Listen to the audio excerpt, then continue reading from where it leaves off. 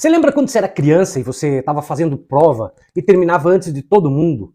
Você virava a página para baixo e fazia aquela cara assim, sabe? Tipo, sou foda, sou mais inteligente que todo mundo, tô garantido.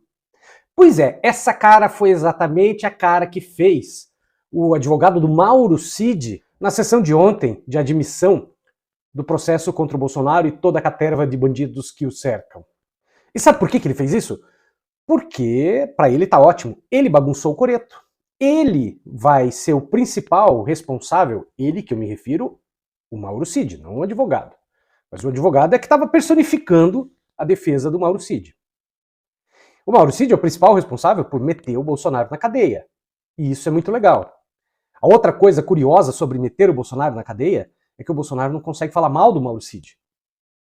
Porque senão é capaz do Mauro Cid ficar ainda mais puto e ferrar ainda mais ele. Dizem as más línguas que a família do Mauro Cid tem sociedade em imóveis com a família Bolsonaro nos Estados Unidos.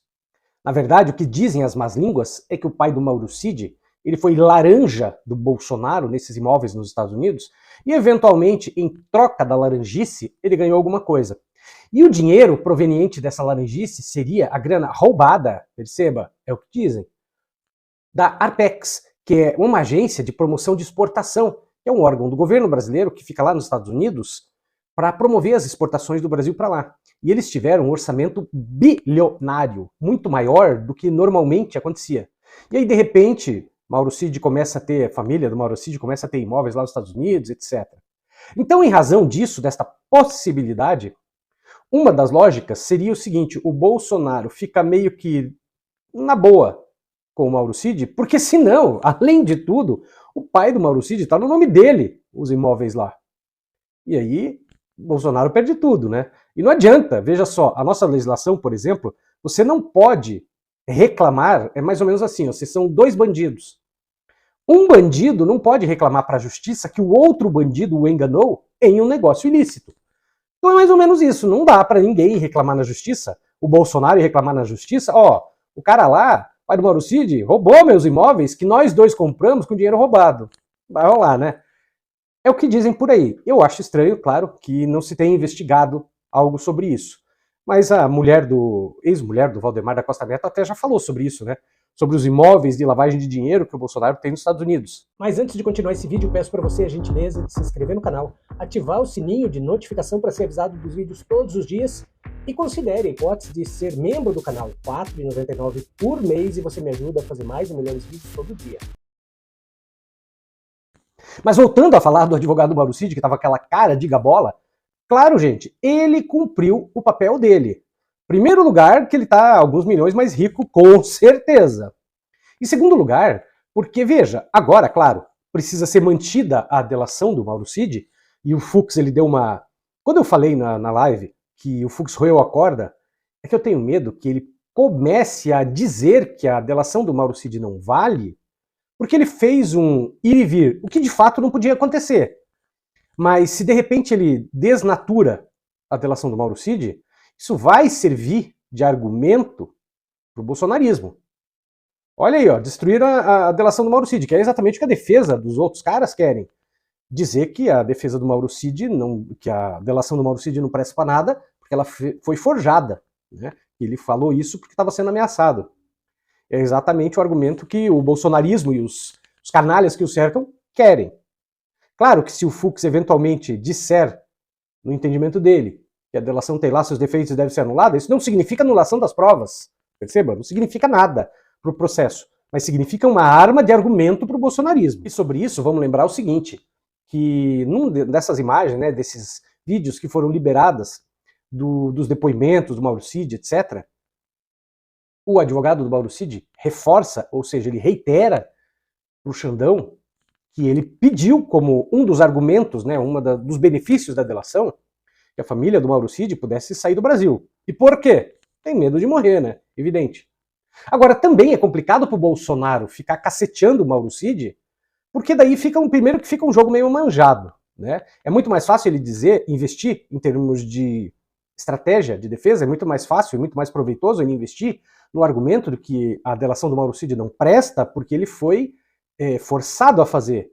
Melhor do que dizer que ela é simplesmente mentirosa, como os outros estão fazendo, e atacar o Mauro Cid. Não vai adiantar nada. Mas agora, veja, isso não tem muita relevância porque a delação ela não funciona só como delação. Ela só funciona com provas. Então se o cara fala A, B e C e não apresenta provas, e perceba, quando eu digo apresenta, não quer dizer que o cara vai tirar do bolso a prova. Ele vai indicar os lugares onde essas provas estão, né?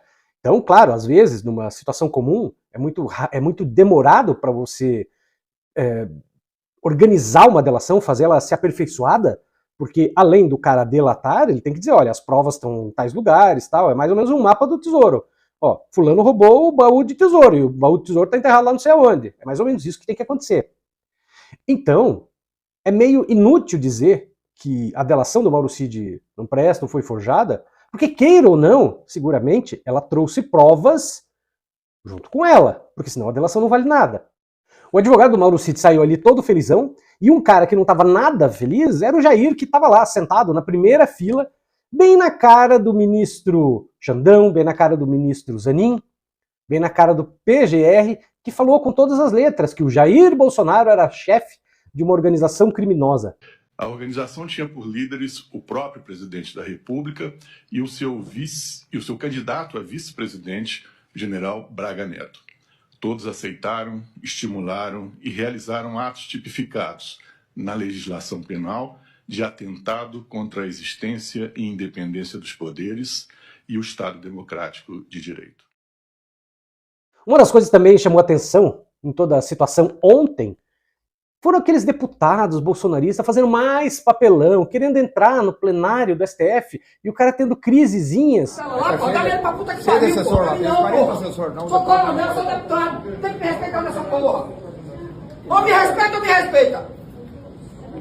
Você queria entrar no plenário do STF, onde para entrar todo mundo tem que ter cadastrado. Parece que você é deputado, você não é nada. Sabe, o cara dando piti, aquela gente desqualificada do baixo clero bolsonarista. Que horror, gente! Então é uma fauna sensacional, que, meu Deus. Se tem uma pessoa que não vai dormir por algum tempo, se chama Jair Bolsonaro. Acho que ninguém vai tentar salvar o Bolsonaro e se colocar na cadeia em nome dele. Duvido, não vai ter nenhum nem meio. E eu achei engraçadíssimo também, lendo assim o que a defesa do almirante Garnier falou até agora, né? Primeiro que ele nega tudo, diz que não teve crime. Agora, achei engraçadíssimo, ele diz o seguinte: a acusação foi feita com base em relatos indiretos. Relatos indiretos são os demais comandantes das forças que denunciaram o Garnier por tentativa de golpe, de tentar convencê-los a dar o golpe, de tentar assinar embaixo da minuta golpista. Então, até onde eu entendo, isso não é muito indireto. Mais direto do que isso seria ele próprio dizer, realmente, eu tentei dar o golpe, entendeu? Mais do que isso, impossível, né? Pessoal, tem muita gente da nossa geração que não sabe que dá pra ganhar dinheiro com a internet. Não é jogo do tigrinho, não é site de aposta. É ganhar dinheiro, é trabalhar, ter dedicação pra ganhar, pra fazer uma renda extra. Você sabia que dá pra fazer isso?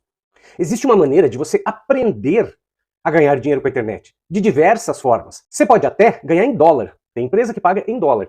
Mas presta atenção, não é pra ficar rico. Ninguém tá te prometendo riqueza aqui. É pra fazer uma renda extra. R$500, 800, 1.000, 2.000. Depende do tanto de organização, do tanto de disciplina que você vai ter. Mas se você de repente você fala, não, já estou velho demais para isso, bom, talvez você não queira mesmo fazer. Mas quem sabe você tem aquele teu sobrinho, teu neto, que passa o dia inteiro no celular e podia estar aprendendo alguma coisa. Podia estar ganhando um dinheirinho para de repente ir pagando a faculdade dele, qualquer coisa assim. Então, se você acha que pode ser uma boa ideia, mas lembra o que eu falei, é trabalho. Não é jogo de tigrinho e não é aplicativo de aposta. É trabalho com disciplina. Você vai aprender a fazer isso. Se você acha que essa pode ser a sua praia, ou do seu sobrinho, do seu neto, clica no link na descrição desse vídeo, no primeiro link da descrição desse vídeo, e seu WhatsApp vai ser direcionado lá para o Clayson. Fala com ele. Ele vai te orientar como fazer para aprender a ganhar dinheiro na internet. Beleza?